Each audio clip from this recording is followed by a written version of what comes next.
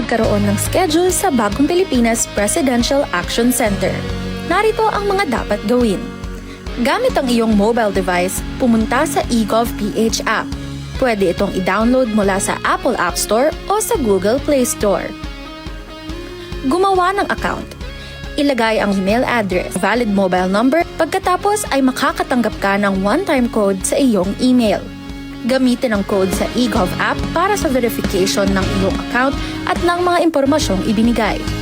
Congratulations! Meron ka ng eGov.ph app account. Pwede mo na ma-access ang iba't ibang serbisyo ng gobyerno kabilang ang mga serbisyo sa Bagong Pilipinas Presidential Action Center. Sa patuloy na pag-aati ng balita at pagbibigay serbisyo publiko, kinilala ng prestiyosong Asia Pacific Broadcasting Plus Awards 2025 ang galing at dedigasyon ng Radyo Pilipinas. Patunay ito ng tapat na paghatid ng serbisyo sa mga Pilipino, maparadyo, TV at maging sa makabagong paraan ng paghatid ng balita sa mundo ng social media. Sa pangunguna ni Presidential Broadcast Service Director Dindo Amparo, kasama ang lahat ng kawani ng Radyo Pilipinas. Inaalay namin ang pagkilalang ito sa bawat Pilipinong aming pinaglilingkuran. Radyo Pilipinas. Radyo Publiko. Radyo Pilipinas. Radyo Publiko. Radyo Pilipinas. Radyo Publiko.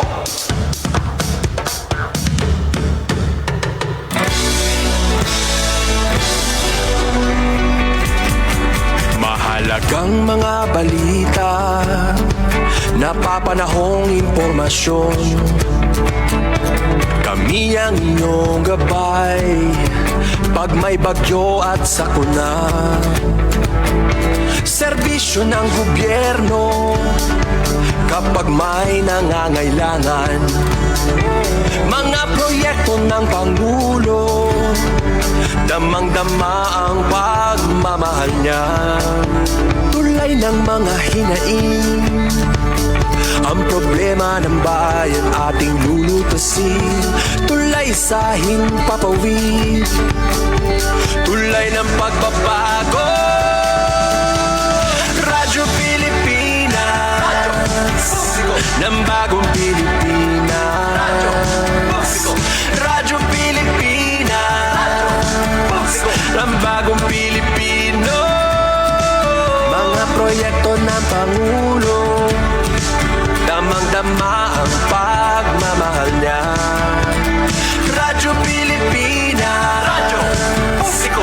ang boses ng Pangulo.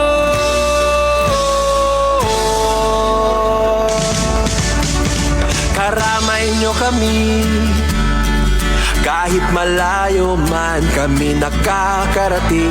OFW magsasaka, buhay ay iba't iba, san mang lugar ng bansa natin. Tulay ng mga hinaing, ang problema ng bayan ating lulutasin. Tulay sa himpapawid, tulay ng pagbabago. Radyo Pilipinas, Radyo Publiko. ng bagong Pilipinas. Radyo Publiko. Radyo Pilipinas, Radyo Publiko. ng bagong Pilipino. Mga proyekto ng Pangulo, damang-dama ang pagmamahal niya. Radyo Pilipinas, Radyo Publiko. ang boses ng Pangulo.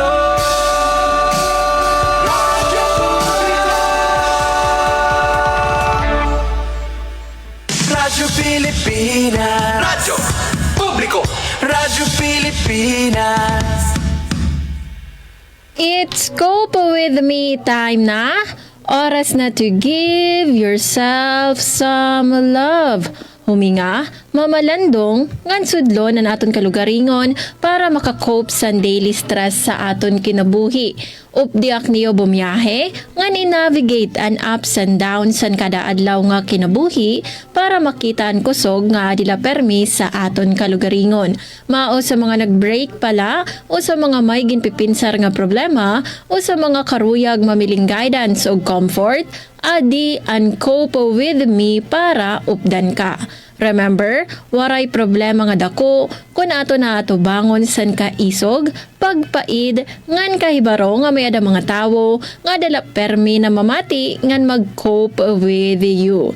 Mao, get ready to tune in, abrihian niyo kasing-kasing, nga nupod kita lumayag pakadto sa self-discovery, personal growth, ngan resilience. Dinila sa Cope with Me. Aton oras, 6 minutos sa naglabay sa alas 3. Hello, beautiful souls, and welcome back sa Cope with Me. I'm your on-air companion, Suzette Pratencio. Kaupod niyo permi sa journey called life.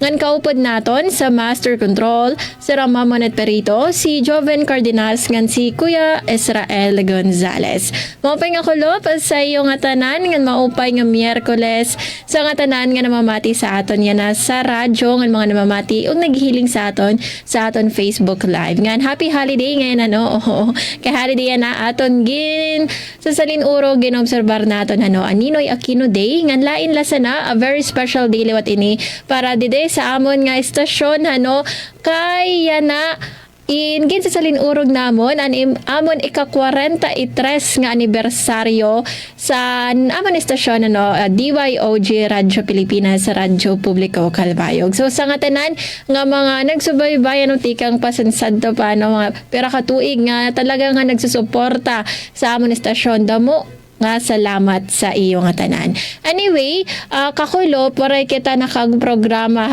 kay mida kitagin atenderan nga coverage an press conference sa Department of Health agod sirano ang DOH in DOH and PhilHealth. Medyo nalisang kita pero PhilHealth press conference sa PhilHealth nga kundiin ito in sira nagpadangat sa mga impormasyon bahin sa mga programa sa PhilHealth nga kundiin may adanad to nga yakap, previously known as Konsulta, nga yan na gin-rebrand into yakap kay mas hilawig nga coverage, may adasan libre nga pagpakonsulta, libre nga cancer test screening, nga libre liwat nga bulong para sa aton mga nanginginahanglan san pagtambal o san pagbulong.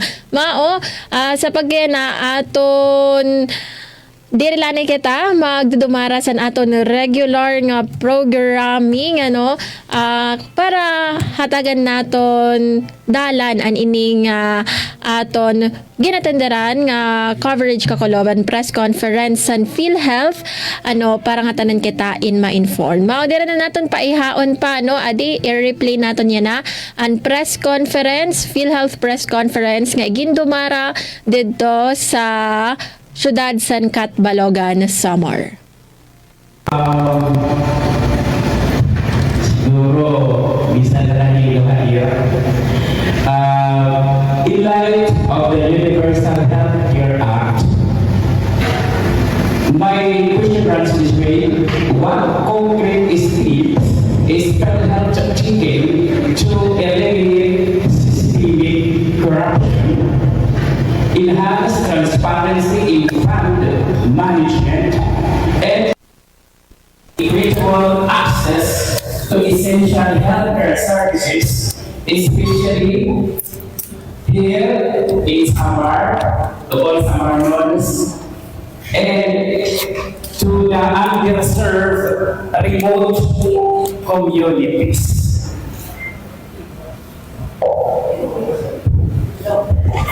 Thank you. Long questions. Okay, first question is on fraud prevention. So, one of course, pinaipi namon and amon activities regarding fraud prevention. We have our legal office. Mayroon na ito mga special investigators conducting domiciliary and facility visits, validating cases, and ensuring correct and claim for both the facilities and members. Ikalawa, we have enhanced our systems.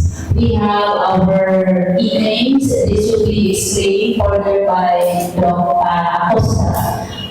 We have online and submission and claims. And we also, in the part naman of customer feedback, we interpret complaints. We validate, we investigate complaints received from members, and we welcome these concerns and issues raised with the PITAL Regional Office and with the local health insurance offices po. And among mga policies, we also conduct regular orientation with our health facilities to ensure uniform application of policies and understanding of policies. Para klaro, no? There is no misunderstanding, clear and correct and follow policies. On fund efficiency, as you can observe, no, in the previous years, PNL is always in the limelight regarding corruption and everything. But we have always explained, like the 50 billion that it has been downloaded to facilities during COVID, and this has been fully liquidated. And actual management is always open to explain if there are questions or fund inefficiency if there are. So, open kita pa ng mga regional offices. So, may na-request yung mga interviews with our officers. Talagang open kami.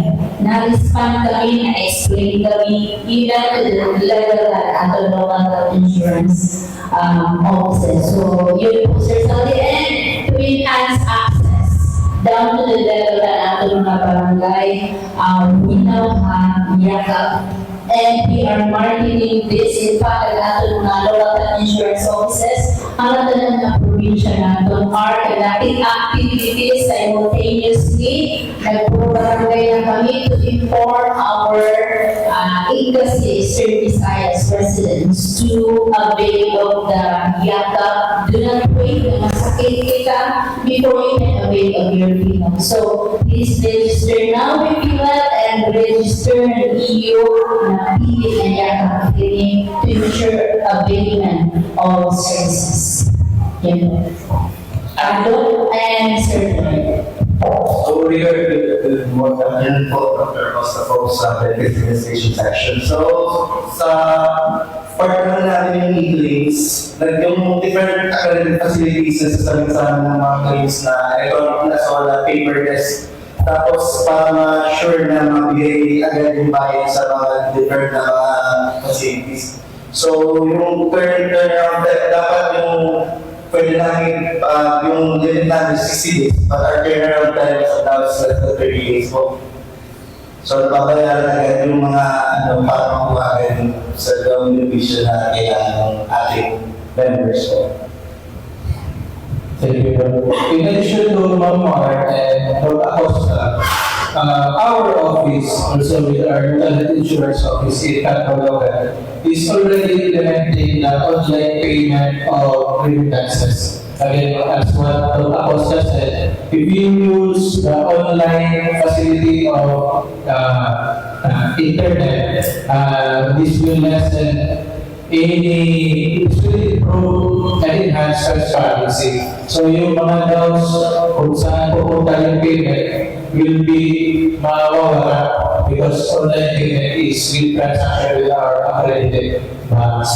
Also, we have, I think this is in the past 5 years now, we have a committee on waiver on penalties. So yung mga penalties is not decided by one person.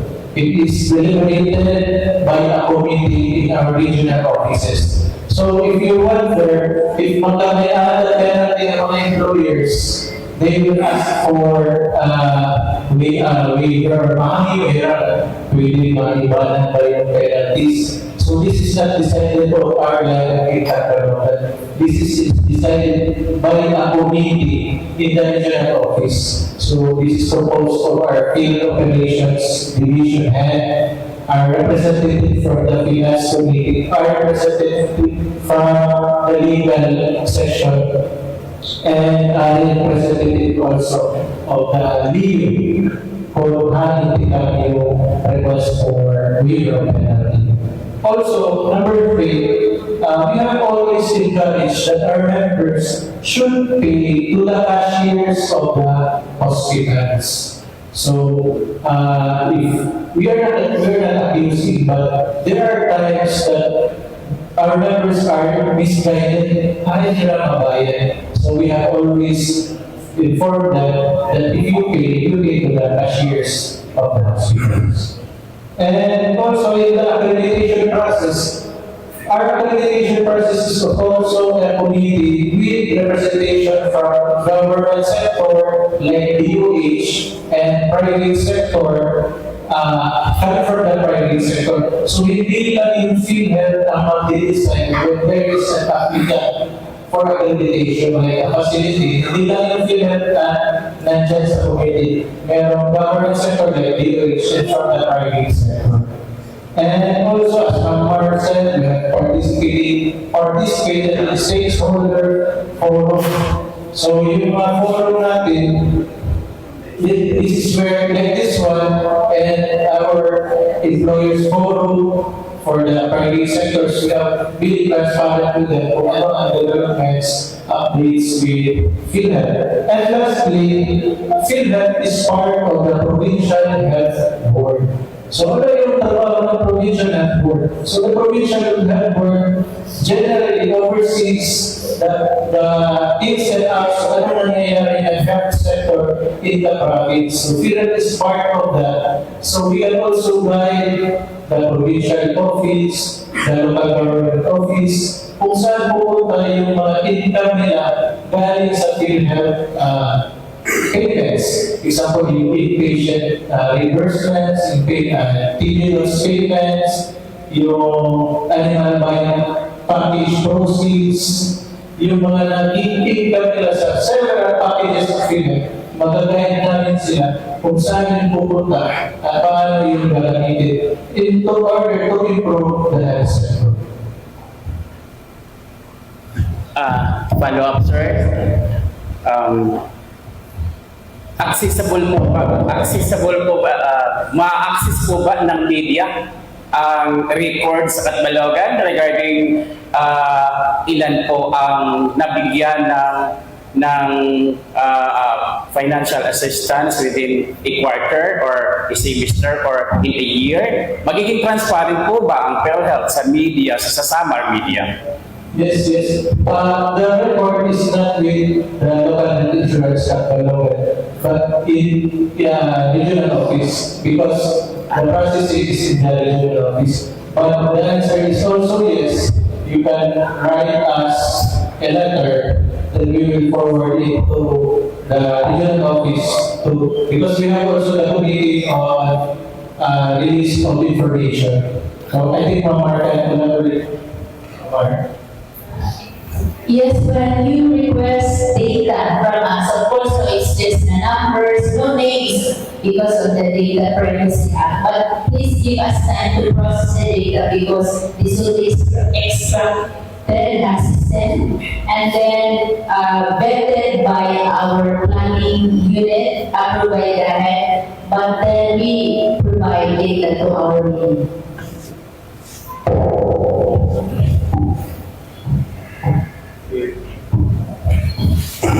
Next, ating Aletlet Daniel from review.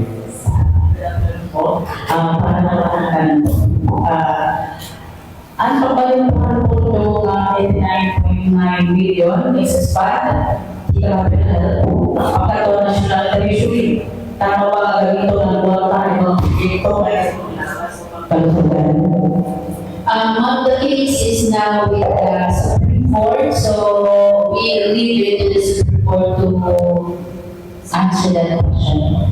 Tingnan na po, ma'am. Hindi po na ka-api direct na contributors. Okay, we have our membership section head, Ma'am Jackie. Hello, maupay na kayo pa na tayo. Salamat tayo pakihan, ma'am. Ang indirect contributors, these are members who are more than capable to pay their premium contributions. That is why it is the national government who is funding, who is subsidizing their premium contributions to PhilHealth. This category comprises of mga pinag-maagod members na Ortiz, Listahanas, Pamana, Anabog Kia, Philippine Action, Anabog Kipo, Philippine Police Action. Tapos we also have the senior citizens, the solo parent members. Then we have also the mga foster children. We have the category talaga na point of service, at umalig ng mga hospital, tapos rin pa yung member, and they are not capable, they are to be produced and they are indigent. So they are also involved at point of service. So they are considered financially capable. So nila, at ilang natanang premiums are covered by the national government. Thank you. So, kung continue ko lang, alam ko kasi pakianan ng indirect contributors. So, may deliver is another membership category. Anyway, yung mga nalain nila. So, allow me to mention the other one, people that direct contributors. Hindi na kompresihan mga itanang hindi kay employee man kita, employee, high sector ng government, employees, private employees, kasambahay, kasambahay, constitution drivers, and helpers, kabalay. Then we have the lifetime members, also the self-paying individuals, so and migrant workers. So generally, the premium contributions is shouldered by the member and also by the employer in cases of those employee in the private and government sector. Thank you.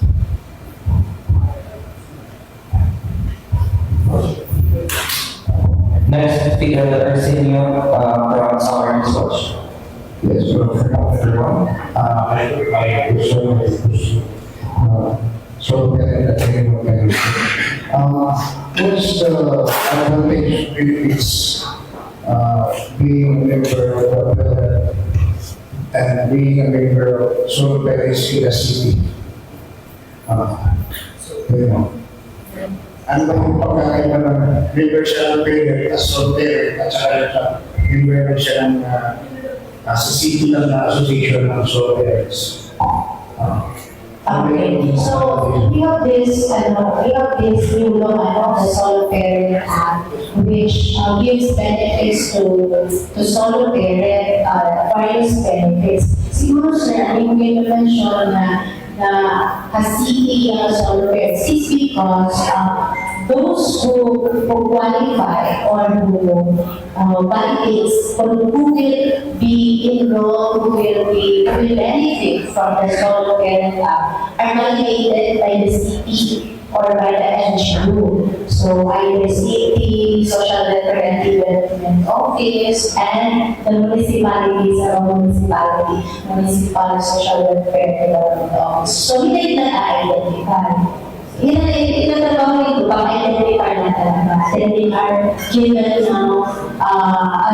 solo parent identification card. From that, pag pwede nila maka-avail different various clearance even to them by different agencies. And one is that is PhilHealth. So, PhilHealth, pag ikaw solo parent and you have the solo parent identification card, meaning you can enroll at PhilHealth talaga as yung wala ka ng babayaran ng premium contributions, you will be under the indirect contributors. So, may enroll ka because that is your right, that is your benefit under the solo parent act. So, mas paano pagpag-registro ng PhilHealth under the solo parent category, you only submit, the solo parent will only submit the fully filled out PhilHealth membership registration form, or we call it PMRF. Then submit photocopy, the frontal side and the dorsal side, and ID. Ako lang, asya lang. Wala na aaroon ng papel. This because nag-go through na yung validation in the local government unit. So, i-enroll nila, pwede na mag-booking ako ng opisina, mag-booking nila Tagalog radio. So, i-process na nila ang membership of nila. However, may exemption, those sole parents that are employed, government or private, so contribution, they will still be under the employed category. Hindi na nga ito indirect contributor. But they will remain as a direct contributor member of PhilHealth under the government or private, depende na ano. And in that category, marketing nila, magbabayad nila ng their own premium contributions. That is the case now because the budget, I think there's a limitation in the budget. So, hindi mo muna talaga yes, I'm not indirect contributors naman. And we know that the funding limited na hindi maalo ba indirect contributors. So, what is wrong pag internet o at least ka na LGU? So, makita na meron siya kasi yes. Yes, sir.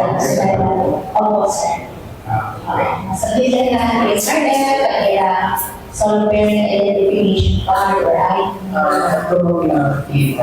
Yes, po. Ay, lang po Happy na po sa Pagpapino ito ng local na Balwariwana Insurance Office para Balwariwana. Makuha na ito ng PMR. Thank you.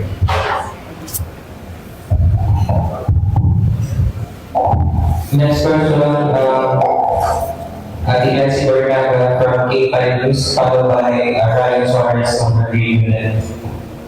Good afternoon, Sir Ma'am. Our question is, under the GAP program, monitored to October 15, may 20,000 na allocated na budget para for 1 year. So, sino po ba yung makakabit? The amount is one component of the PhilHealth Yakap. So, natin ng Pilipinas po dapat ang avail PhilHealth Yakap, and one of the benefits of the Yakap is kagamot. So, maka-avail ka po kagamot kung may prescribe ang medisina na included ang listahan na atong kanina. So, the prescription dapat matikap po ang Yakap Clinic Physician.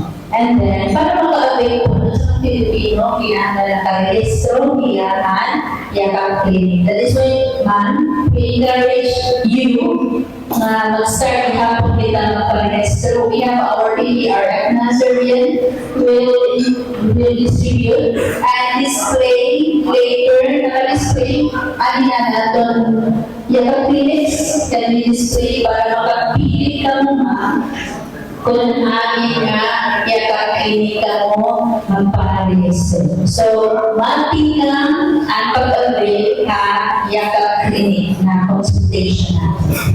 So, consultation, ano yung mundo mo, saan pwede makuha? Sa accredited pharmacy. And the policy is new. It will take effect August 21, which is tomorrow.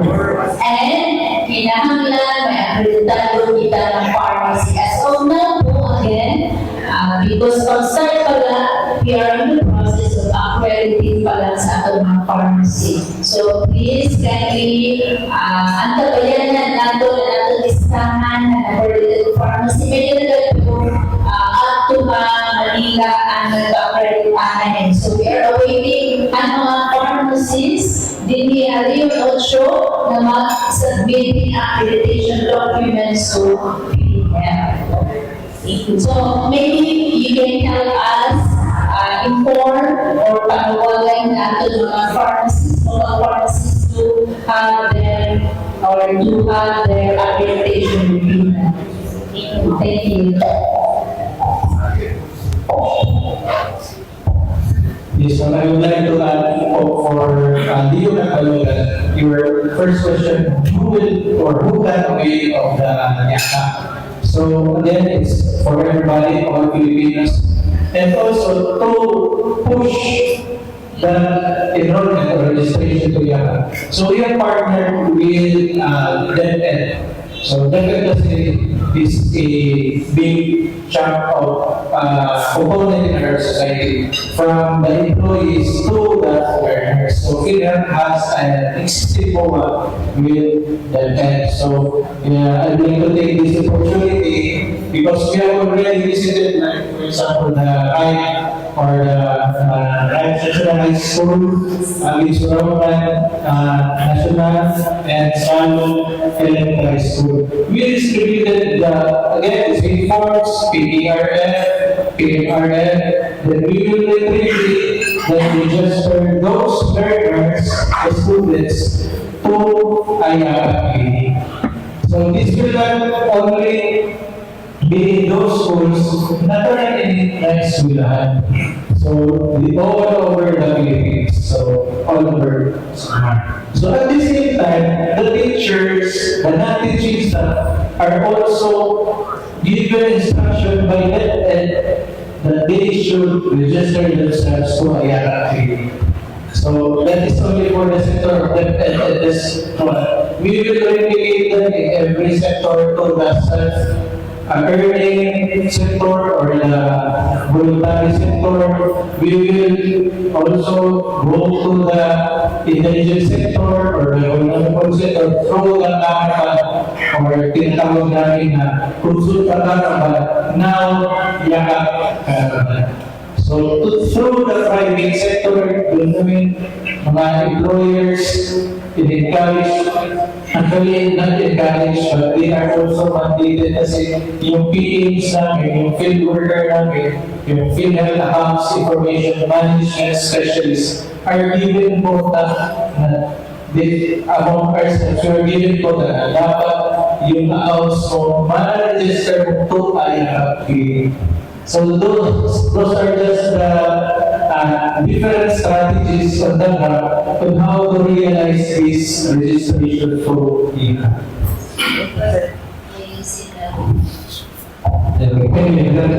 So that's why, Sir and Ma'am, as our good partners, we ask your help and disseminate na to amplify the number of programs na para makakabili ng services, especially na to employers. And mga employers kasi na to din kayo na PhilHealth. So dapat mapapagyahan to with the mga activities.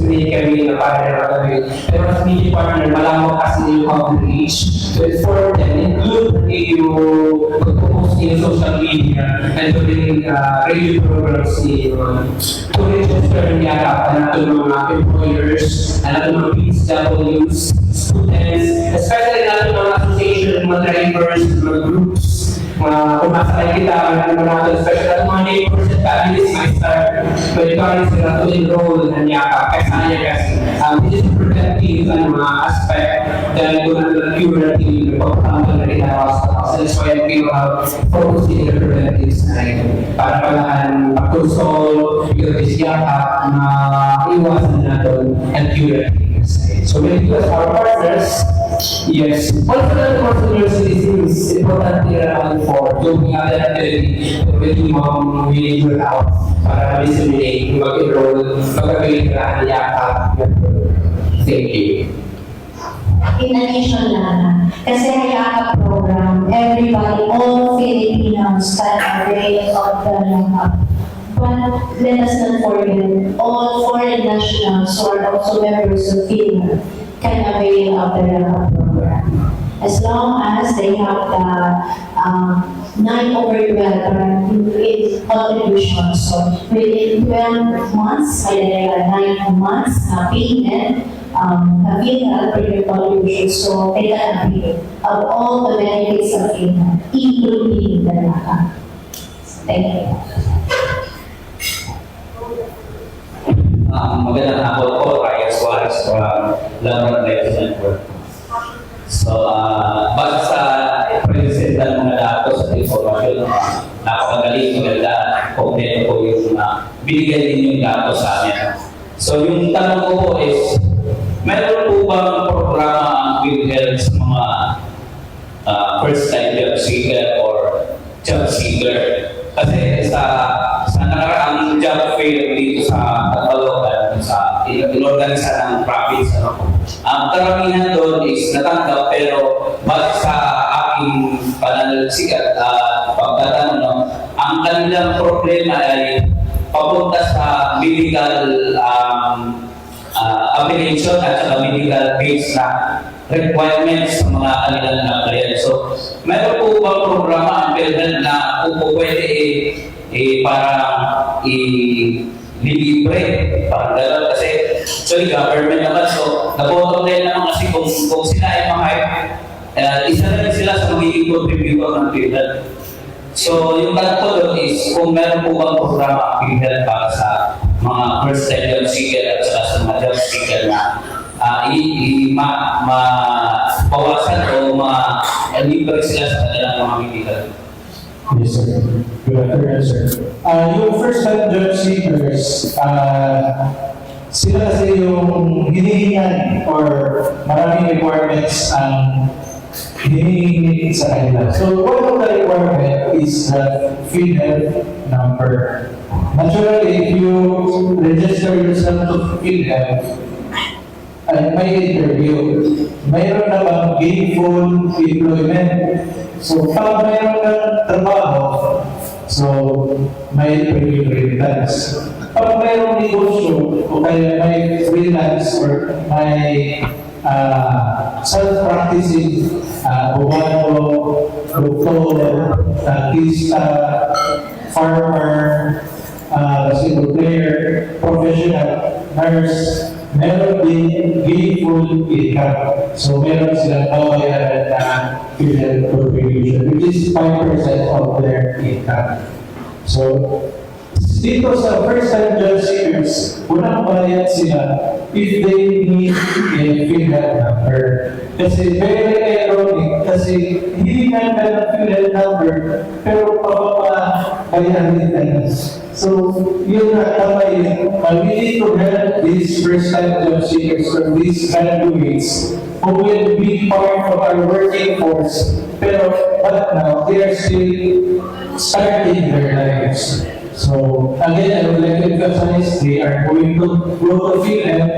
They will just say that they are first-time job seekers. Bibigyan ko sila ng PhilHealth number na walang bayan. Actually, the benefits only and require the medical report and medical test, no? I think just raised. In relation to Yakap, it is not a fund demand. It is kung kinahanglan mo physically as prescribed by the doctor. So, sir, mga first-time job seekers, pwede nila magpa-registruhan Yakap Clinic. And then, kung nakita na doctor, pag-consultation, give nila ang iba dito ng mga lab test. Then, pwede nila magpa-lab test or diagnostics. Then, pwede nila i-submit as a report. However, kung wala physically fit nila, hindi rin po we cannot provide libre for them. Thank you for your question, sir. Dito na lang sa truly, people there's a law on first-time job seekers that says na hindi kasi hindi ko maalala ito, but there is an existing yan, doon RA 1261 na para sa mga first-time job seekers, they are all actually parang libre sila. Dapat libre yung premium contributions. That includes something na dapat pala silang pagbayaran sa mga agencies na pagbubuhan ng mga number. For example, sa BIR, sa PID, sa SSS, na wala silang pagbayaran when they only secure the number. So in our case, sa PhilHealth, they secure the PhilHealth identification number. No payment, no premium yet, as long as they can present a branded certificate that they are a first-time job seekers. Job seeker plus, may yung MRM as mentioned by our Kinayuhe. So, yun lang. Huwag nilang kakalimutan yung branded certificate. Tapos yung PMRM nila sa income, because sa work, you have to state your income. Because wala ka pa ng income kasi you're a first-time job seeker, ganyan mo na lang ng zero income mo. So, dapat zero income ka lang. So, wala kaming category ng first-time job seeker. What I mean, wala kaming membership category na magsasabi first-time job seeker pa. But your documents presented to our office states for it, like a certificate na that you are a first-time job seeker. Yun lang, yung mga documents nila. Sa aming category ng membership card, you will still fall under the self-earning individual, but zero income. Kaya hindi ka pa paano yung premium contributions. But despite the mga premium contributions, payment, you can still avail of all the benefits of it, including yakap, including mga in-case, inpatient natin na mga benefits in the hospital, and all other facilities. So, most especially sa yakap. What they will do, magpapamember sila as PhilHealth member, then they have to register. They have to be a yakap clinic. Pag nag-aabil ka ng yakap clinic, you need to have the PhilHealth identification number. I would like to say na yung mga may tenya sa amin, sa database, usually is the member, but not the dependents. So, ano gagawin ni member to ensure na yung mga dependents nila magkaroon ng fee? They have to go to PhilHealth to update. So, once ma-update yung records nila, malalagyan ng PIN yung mga dependents. Because the PIN of the dependents is necessary para ka makarehistro sa isang yakap clinic.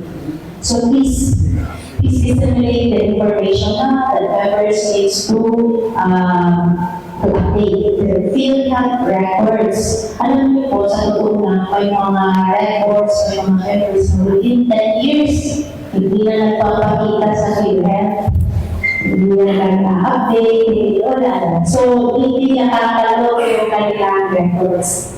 Pag ganyan, mahihirapan sila mag-avail ng benefits kasi ngayon lahat dapat kalipin. Not only the member, but also the dependents.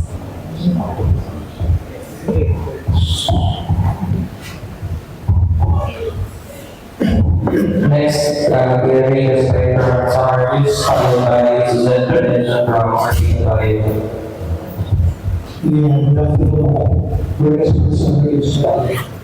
Siguro i-address ko lang yung question po those of Francis ating correctors. Ito na correct ko lang magkakaroon ng mga information on the kidney transplantation benefits and processing of God. First, Ano ang pagkakaiba ng definition between living organ donor and natural disease organ donor? Ano lang? So yung living organ donor, for example, ano mo papas na nangyayari ng kidney, tapos na nakakatalik. Ako ito ay nato ng living organ donor. Ang disease naman, for example, hemolysis sa ibang ma-relating na donor, organ donor ka. So, di na kumahawanan, disease nga kuhan, kidney. So, ini ang corresponding the living is around 1 million pesos. And disease organ donor 2.1 million pesos. Ano yung mga pwede yung pagkakantuhan? Hindi, ang facility po. Ang facility, yung procedure po ako, babayaran yung lahat ng hospital po. Iya, so hindi ba bayad ito mga donors? Kaya wala, may mga cases sila na may patuloy na kidney organs. Yes po. Kidney donors. In fact, problema nga nito naman, kaya kita rin ng taon na trafficking, organ organ training. So kaya ko lang nag-ikon kung paano yung natin ba maiiwasan sa kanita. So, ako nagpakilala ko, hindi nga ako, hindi nga hindi. Bakit na may nangyayan ng tuloy-tuloy ko nga ito, hindi kaya mapagkakita na hindi. O mapalitin na lang yan na anyway, makaito hospital, kung hindi mo magtuloy, how much will you find this? So, dito yung mga ito, isa kayo nga po, kasi dito yung iba tayo. So, ang better rin huli ko doon dahil hospital expenses pati ang professional people. So, ay bahay po na ito ang ibigin ko and specification na ito po ang asila doon na po. So, hindi bumilihan ng payment po. Ito po naman gagawin natin sa privacy po. Kaya ako nagpag natin to pag-work po na mag-content yung so, okay. So, ako ka na lang black market ng pamilya. Masusuga rin yun. Very important. I think government should do something on this to avoid black marketing of organs. Thank you. Okay.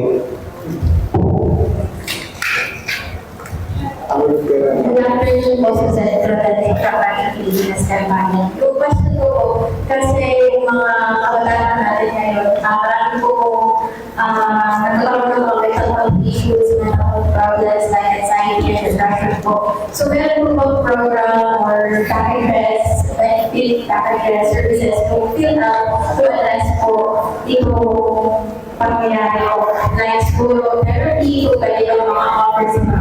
Kasi hindi po ito easily accessible sa public and mahal din po kasi yun po kasi. That's true, mga talagaan pag-consulta, pag-therapy. So, ilan na some with an outpatient mental health package, and general mental health care, and then specialty mental health care. So, what are the inclusions? Ayan po, screening, assessment, follow-up visits, psychosocial support. This is 9,000 per person per year. The other one, specialty mental health service, 16,000, and additionally the psychotherapy. Now the question is, unemployed. Because this is a new package, so sa pala, natin ang related facility meaning na benefit and aton RHU Katarman in Northern Samar. So again, we are calling our health facilities was the capacity to provide for these benefits to be accredited with PhilHealth so that damo ang maka-access ng members natin. As mentioned by you, ma'am, damo ang necessary mental health issues because very complicated data. So we have this outpatient mental health package. additional question na lang po.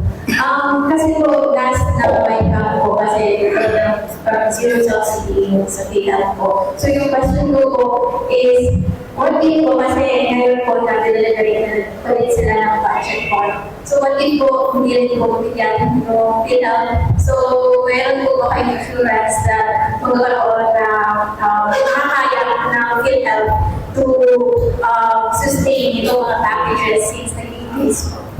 We read in the news that PhilHealth will get 53.3 billion allocation for 2026 proposed in the national budget, and hopefully this will come through because first, as you know, for 2025, when I allocated the national government in subsidy for PhilHealth. The subsidy is a payment for the indirect contributors that they are sponsoring. So this includes our senior citizens, not only citizens. However, even if premium PhilHealth is still covering for these indirect contributors. Kaya no, because nakita natin gobyerno that PhilHealth has enough reserve funds to provide for the benefit bisan dili ra allocate pondo for 2025.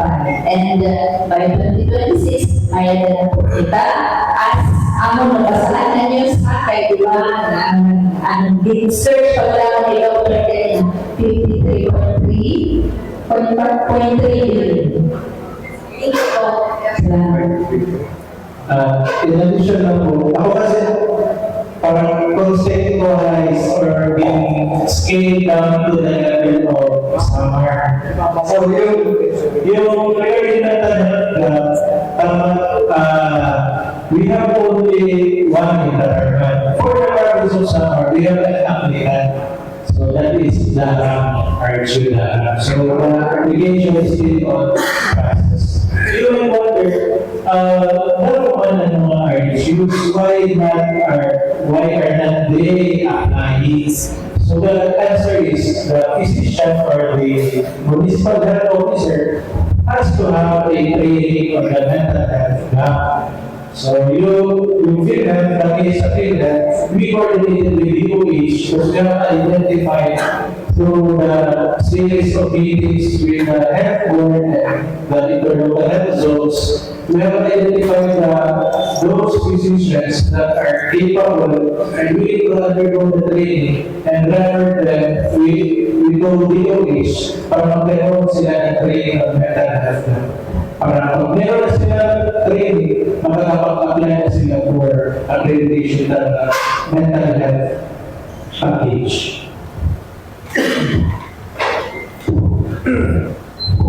Next production review Pagpaloan, followed by AJ Nansonino, Ethan Review Pagpaloan.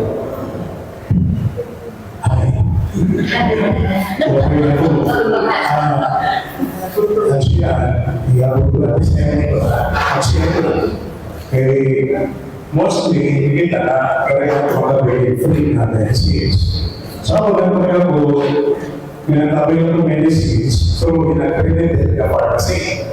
Pero nahabot na ako sa medicine at sigatlo. Ang sabi na ako, palit na lang. Ewan yung galing. Makapagyan na ng mga mayra.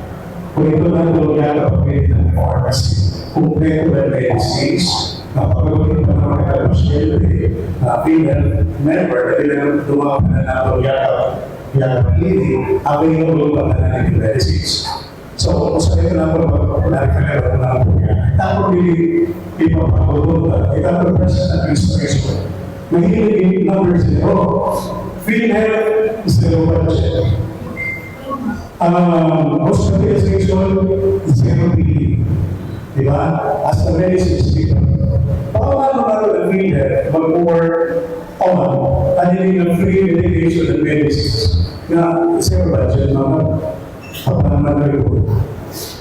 One, imo kanina pa sir, regarding accredited pharmacy, would like to clarify why pa pupunta accredited pharmacy appeal. Ikalawang pakiana, ano ang assurance na kompleto ang medicines sa pharmacy? That is one requirement we have. We will require from the pharmacist na dapat may adasirahan 54 ka medicines na ating gamot. So in that case, dapat din. Dapat mag-certify nila na they will have in their pharmacy available for the members in a 53. So in that case, for example, makatulak mo sa pharmacy and then ang usang medicina waray, like you have 3 na resetain and you have may ada. So good for 1 month ang imong prescription. However, there are stocks on hand, dili kompleto, ano on hand patient. Pwede niya kung makatuwa another pharmacy na akreditado, kung makakredituan na bibili ng maray niya kapuhaan pharmacy A. So, pwede niya makakatuwa sa mga pharmacy para ma-assure yung experience na niya na hindi daw ito akreditado because we have no accredited pharmacy opinion. Directly accredited opinion. Aman mo sa kaya parang experience na medicines na for 2 months dumawaray mo sa kanya. Ang dumawaray, ako na lang dumawaray. Pero wala naman sila, sa pharmacy accredited dito na pakikita. Okay, so accredited din. Yes. Accredited din ng pharmacy. Hindi na accreditation. Hindi mo mamanakas mo. Basta nilagay na. Ako nalagay pa pa ako mga pagkakita.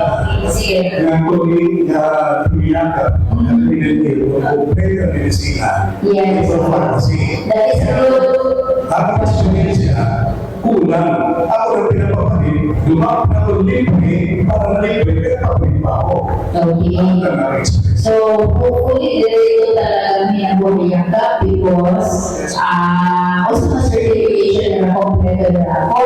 If it will happen na pag-avail na member or ay nakulang ng stocks, then pwede ang members mo katuman ng their pharmacy. So, ayan po. And then, it will always go back to the annual benefit limit of 30,000. Thank you. In addition to the number of information about our media partners, Action 9 and Zero Subsidy. And Zero Subsidy from the national government to PhilHealth. As a backgrounder, PhilHealth is government-owned and controlled corporation. So that means we have subsidy from the national government and we have our own fund. So both in PhilHealth, the subsidy to the national government. And Zero Subsidy from the national government is for the budget for the indirect contributor. So we have these 2 categories, and direct contributor and the direct contributor. And Zero Subsidy for the national government for the indirect contributor, which is an autograph intelligence and mobilities, after and the Zero Subsidy for the national government. And then we have still our collections from the contributor or the employed or self-related laws or the migrant workers, which that is why we have the fund, we have fully susunan ng other program. So with that, yung so we said for the success that you have the increase in our benefits. So it's working hand in hand with you and you will be progressive and other program. Mag-deliver pa natin effective health services and other mga accessibility members of the Thank you po.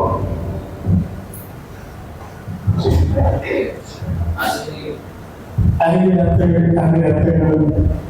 And now, wala po sa outfit na program ni Isolate Pagkakang question. You made mention earlier na to encourage everyone to be a program. Is it disciplined to members of the Okay, hindi po iba siya. One requirement is dapat rehistrado ka sa PhilHealth that is. Ikalawa, kailangan mo magparehistro ka. So, dumaan mo registration. So, PhilHealth And then ang yakap, puntiin ka na yakap clinic na pili. Okay, how about the mission? Is it a different world that There is no contribution to the yakap clinic. It is benefit na libre. Ang imo na contribution is as a PhilHealth member o direct contributor ka. Just like us in the other world sa Alright, so meaning to say, and really member feel did Yes, a requirement and PhilHealth identification number. So kung wala ka pa, PIN or PhilHealth identification number, align kita pa pa this running na PhilHealth. We have forms available, pwede kita makaan. Okay. Ano naman yung lahat here? With regards to the sharing, indirect and direct could be recorded. And also, may benefit na folder and direct contributor at mga indirect. May na-mention sa indirect, since may mga indirect na mga comment. Ang pagkakalipin na ako is, kung nalaman ng sistema sa sharing between sa fund na yung contribute ng mga operator and also the government na ng sistema ba? Tapos, paano ang sustainability working mag-deploy through kay contributors na shoulder ng yapunan para sa mga non-contributors. Okay, sir. So, may natin indirect and direct. Ini na may premium ini, mag-ibala ang source. For the direct, natika ang source ay member and my employer. For the indirect, ang source is the government. So, what happens? Ano ang sharing? There is no sharing.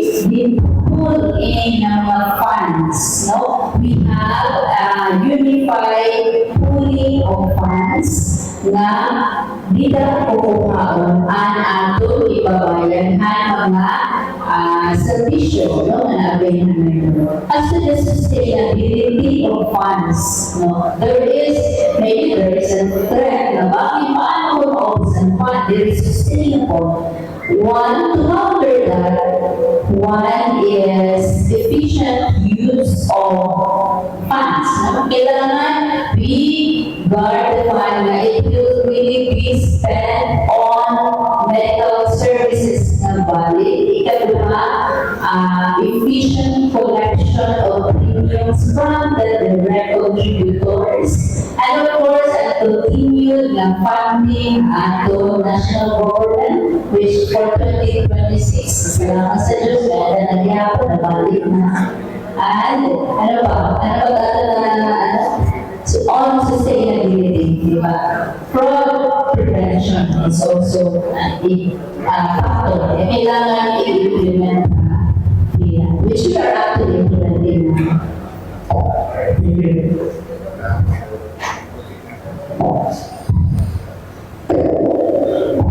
Next, Josephine Mendoza, Alvaro Journal, followed by Miles Kaya ng Katulog News.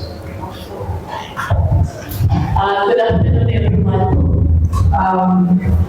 My first question, but I okay, because I can go. The first question is, yung mga clinics ba na may pharmacy is automatic, yung pharmacist nila is a Yakap Town Center in. Okay, so we have meron natin yung clinic, it's a hospital, siguro kami nila pharmacy. Yes, they can provide, but I think kinahanglan nila nila, may kasi letter of intent, may mga FDA license. Of course, for pharmacy, talaga may FDA license to operate DOH, but LDO din. So, still must be in documents to be safe about this. I have to validate, like yung hospital na may nila pharmacy, automatic ba ang gamot provider nila? I think kinahanglan nila. I will have to validate with our accreditation on this, but yes, they can provide the benefits. Okay, so we can avail all medicine, registered.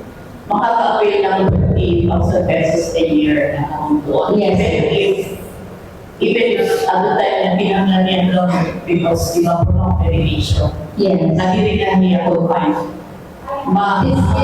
The gamot is outpatient. Thank you, ma'am. The next question. Para personal lang anay po.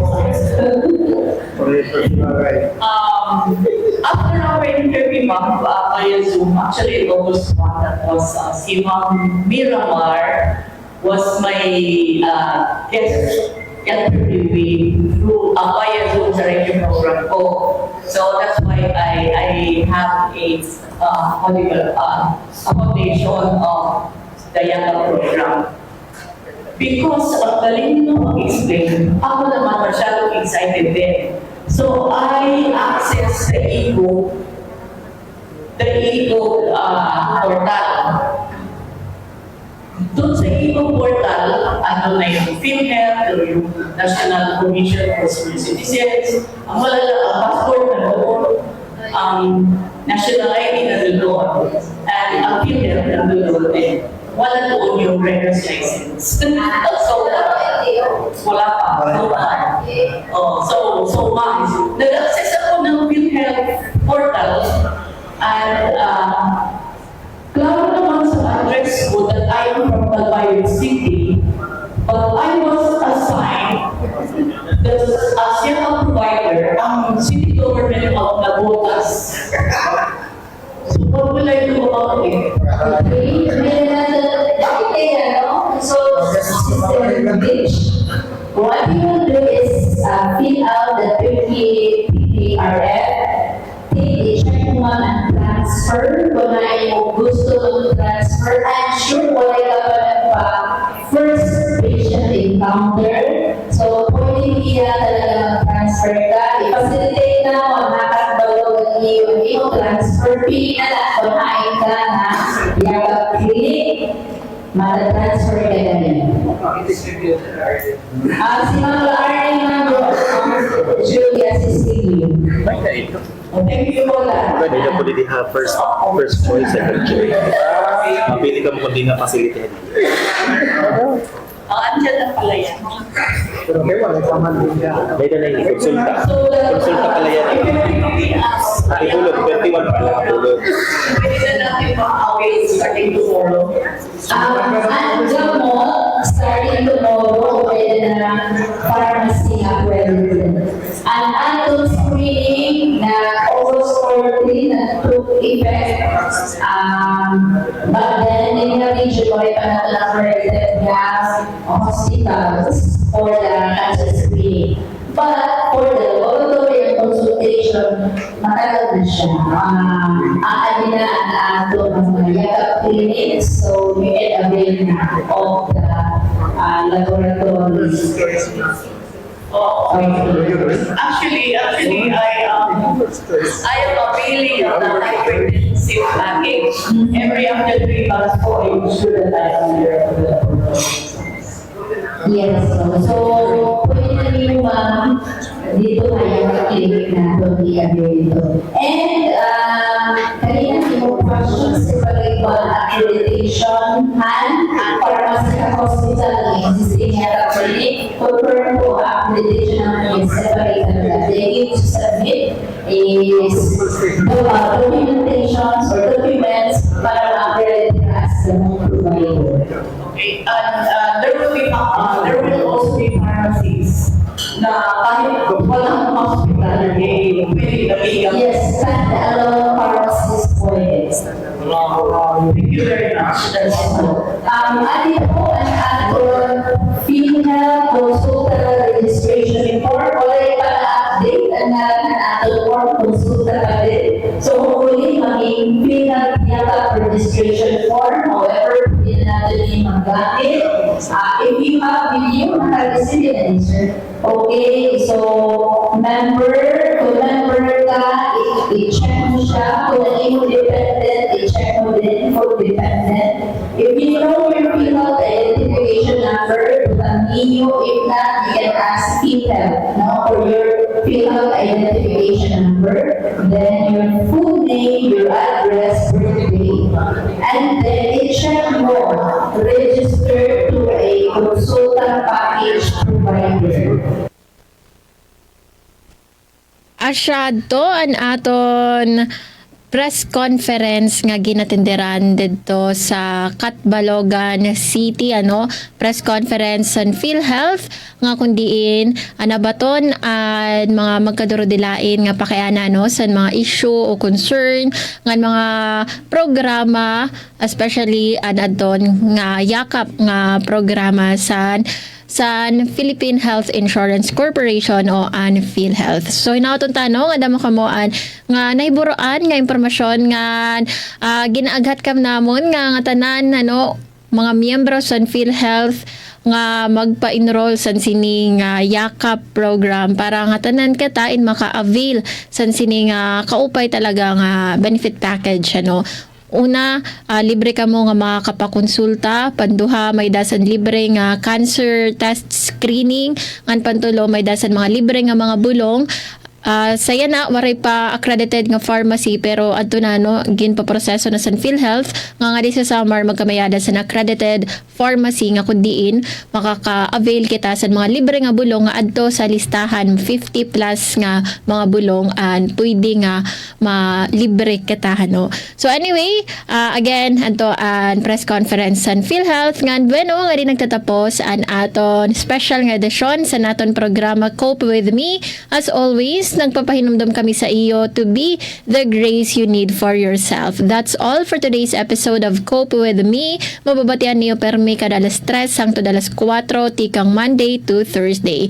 Ngan bawas Friday time na liwat san harampangan tayo ni tikang alas 3 hangtod alas 4. Kaupod naton sa Master Control si Ramamonet Parito, si Joven Cardenas, ngan si Kuya Israel Gonzalez. Masunod ang news update aton oras 12 minutos sa naglabay sa alas 4. Again, this is Suzette Pratencio. Kaupod niyo permi sa Journey Called Life. News and current affairs, top stories of the day, business, sports, music, and entertainment. Dadalhin sa inyo ng mas pinaganda, mas pinalawak, mas pinalakas. Radyo Pilipinas.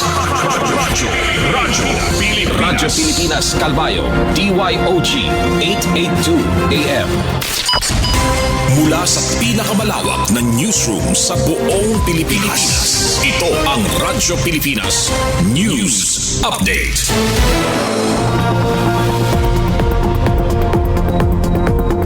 Philippine Standard Time 13 minutes after 4.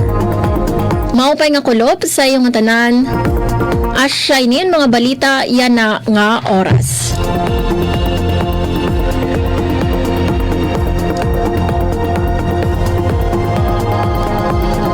Masobra 700,000 nga mga residente sa Samar registered PhilHealth members, samtang 41 nga yakap clinic sa probinsya accredited.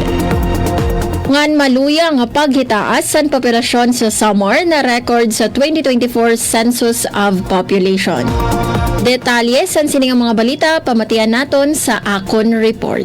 Radyo Pilipinas Report.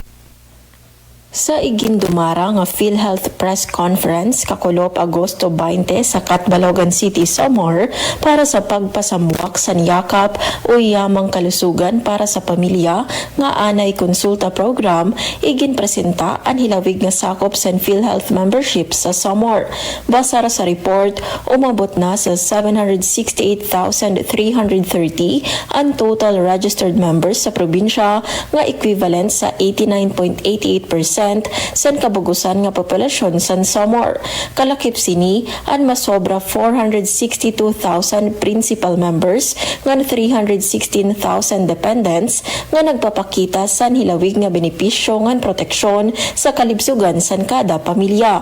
Lain sini ginanunsyo liwat nga mayada na 41 nga accredited yakap clinic sa Samar nga magahatag san mas malaksi ngan abot kaya nga serbisyo medikal labi na para sa mga pamilya nga nanginginahanglan.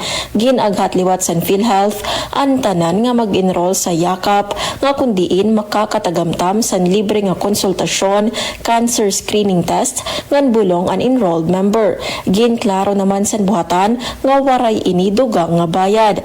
Katuyuanan sa PhilHealth nga mas mapahilawig pa ang access sa serbisyo panlawas agud masiguro nga waray Pilipino ang mababayaan pag-abot sa sakto nga pag-ataman ngan proteksyon. Sa lain pa nga balita, basar sa pinakaurhi nga 2024 Census of Population, naghitaas ang kabagusan nga populasyon sa nalawigan sa Samar sa kada tuig nga rate nga 0.39% matikang 2020 hangtod 2024. Apisar nga maluya ang paghitaas kumpara sa ton nakalabay nga mga tuig, ginpapakita sini ang hinay-hinay nga pagdamo sa residente sa probinsya nga maabot na sa 806,179 as of July 1, 2024. Sa report sa census, nangunguna ang syudad sa Calbayog, como syudad nga may pinakadamo nga populasyon nga may 187,848, samtang ang pinakagutiay ang munisipyo sa Matuginaw sa 7,708 nga populasyon. Samtang sa level sa barangay, na record ang barangay Mercedes sa Catbalogan City ang may pinakaitaas nga populasyon nga maabot sa 12,964, samtang ang pinakagutiay ang barangay Katanagan, Tarangnan, Samar nga maabot la ang populasyon sa 67. Importante nga adman ang datos sa populasyon, mahitungod nga ini ang nagsiserbi nga usa nga giya sa mga polisiya, programa ngan social services sa gobyerno. Para sa Bagong Pilipinas, Suzette Pretencio, Radyo Pilipinas, Radyo Publiko, Calbayog. Radyo Pilipinas. Radyo Pilipinas. Report. Sa ikindumarang